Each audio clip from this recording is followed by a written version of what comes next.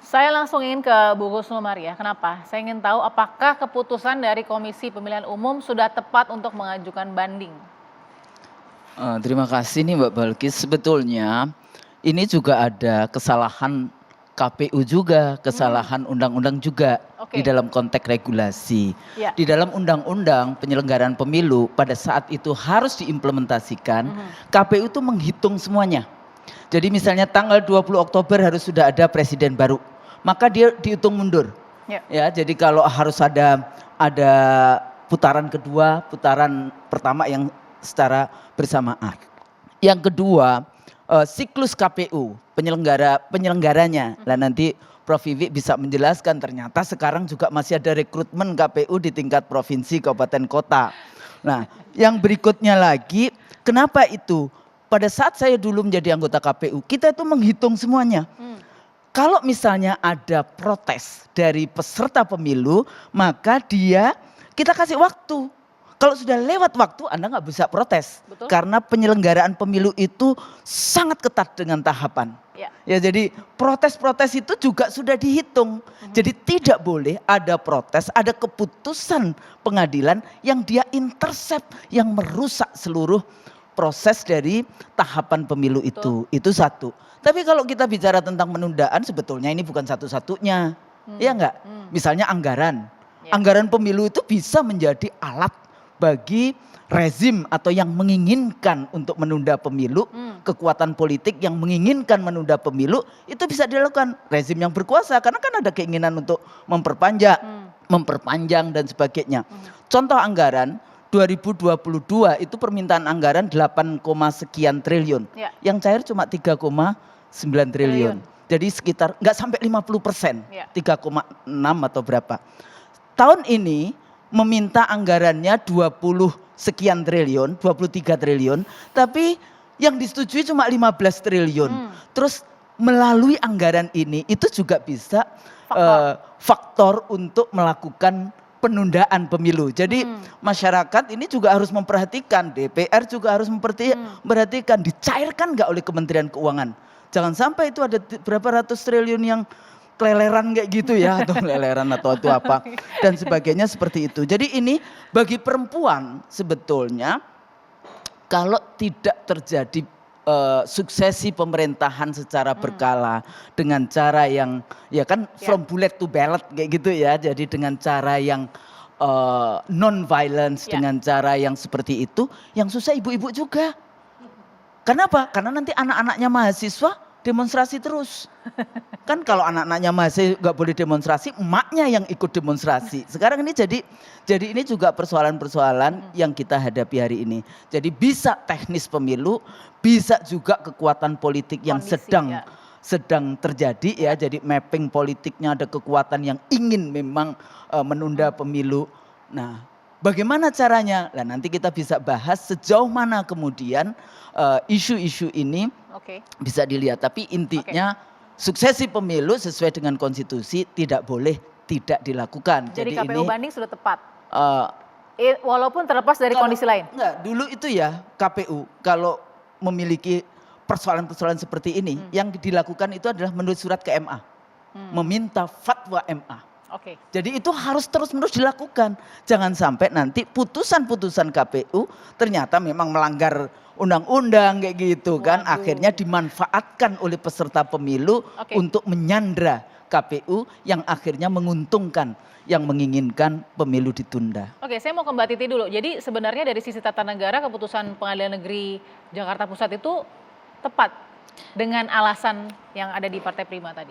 Iya, ini kan yang di Pengadilan Negeri Jakarta Pusat itu adalah gugatan perdata. Pertanyaannya adalah, ini gugatan perdata versus badan atau penyelenggara pemerintahan. Apakah itu tepat di Pengadilan Negeri? Dalam konteks gugatan perdata versus badan publik atau penyelenggara pemerintahan, tidak di Pengadilan Negeri.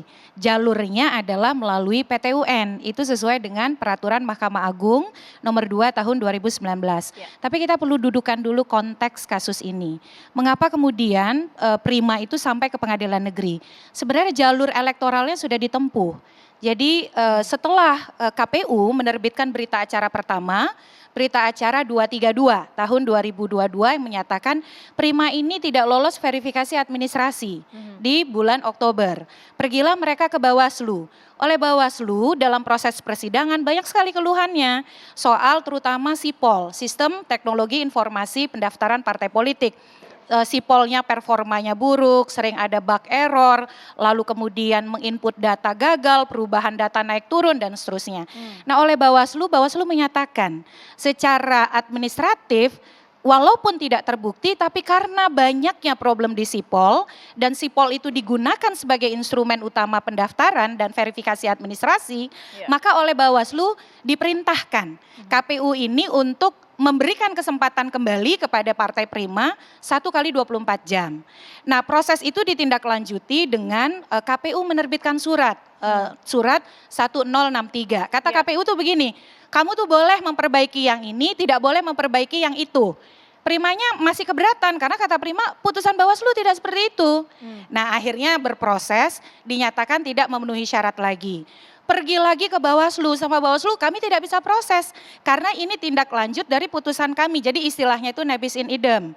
Karena udah selesai kan yang pertama. Tapi persoalan utamanya itu tidak tuntas. Karena bagi Prima dia merasa KPU itu tidak sungguh-sungguh melaksanakan putusan Bawaslu yang pertama. Sehingga ketika ada verifikasi perbaikan itu tidak sepenuhnya mampu memfasilitasi Prima sesuai dengan apa yang dimaui oleh Bawaslu. Pergi ke PT UN tidak diterima karena NO, objeknya tidak sesuai. Harusnya objeknya adalah berita acara dan keputusan, dia dapat surat penolakan, tidak bisa diproses karena dianggap tadi nebis in idem itu. Nah dia tunggu lagi nih prosesnya ketika kemudian terbit keputusan penetapan partai politik peserta pemilu. Dia coba lagi ke Bawaslu, ditolak lagi sama Bawaslu, yang dipersoalkan sama. Kami ini tidak proper, tidak patut, tidak sungguh-sungguh difasilitasi soal yang pertama tadi. Karena kan kami diberi kesempatan perbaikan, tapi kami itu diganjal di sini, diganjal di sana, yang sebenarnya Bawaslu nggak mau itu. Pergi lagi ke PT UN, tidak diterima. Jadi pokok permasalahan itu ibaratnya begini, orang tuh dia punya penasaran, tapi rasa penasaran atas persoalan tidak utama terjawab. Itu tidak ada forum formal yang sempat menyelesaikannya. Nah akhirnya pergi ke pengadilan negeri menyatakan kami punya kompetensi absolut, itu tanggal 20 Januari ada putusan sela. Yang memang patut disayangkan adalah tanggal 20 Januari itu Pengadilan Negeri Jakarta Pusat sudah mengatakan kami ini berwenang walaupun kata KPU tidak berwenang. Nah dalam perjalanan persidangan KPU tidak mengajukan saksi, KPU tidak mengajukan ahli. Padahal kan ketika sudah ada putusan sela, PN mengatakan berwenang dan yang diminta itu tidak main-main loh. Yang diminta itu sama persis dengan yang diputuskan. Dia bilang begini, karena kami ini tidak diperlakukan patut ketika verifikasi perbaikan, akhirnya kami tidak jadi peserta pemilu, kami minta ganti rugi material 500 juta. Itu pun yang kami punya kwitansinya. Sebenarnya nggak ada kwitansinya lebih besar dari itu gitu ya. Nah imaterialnya apa? Kalau imaterial itu memang biasanya tindakan atau keputusan itu harus dihentikan. Dia minta dihentikan tahapan pemilu saat itu juga ketika diputuskan dan kemudian diulang lagi dari awal. Nah hitungan 2 tahun 4 bulan 7 hari itu adalah penjumlahan hari yang oleh KPU dibutuhkan untuk menyelenggarakan tahapan dari awal sampai pengucapan sumpah janji presiden terpilih. Ya sudah pasti menggeser begitu. Sudah pasti menggeser, jadi ada intercept dalam tahapan pemilu kalau memang itu nanti diputuskan hasilnya dari PN Pusat, meskipun mungkin kalau sesuai dengan tata hukumnya agak salah alamat ya atau salah tempat begitu ya? Iya ada salah tempat, tapi juga kemudian ada persoalan yang memang masalah elektoral yang tadi memberikan ruang yang tidak terfasilitasi para pencari keadilan. Gitu. Oke, penting sekali tadi ya para pencari keadilan karena memang kan beberapa tahapan kita tahu sebelumnya ada Partai Umat juga yang akhirnya berhasil verifikasi. Nah sekarang ini Partai Prima yang akhirnya menempuh jalur yang tidak ada sebenarnya jalur salah kamar sebenarnya. Salah kamar tapi tidak ada fasilitas lain. Oke, kita akan bahas sendiri adalah inkonstitusional. Inkonstitusional. Oke, kita akan bahas lagi bagaimana peneliti ahli utama nih Brin dari Prof Wiwi dan juga periset juga nih Mbak Galuh ya akan melihat ini karena kita juga ingat Menko Polhukam kita Prof Mahfud juga berkata soal ini. Ada yang sangat menggelitik yang dikatakan Prof Mahfud, sesaat lagi kita akan berikan di Perempuan Bicara.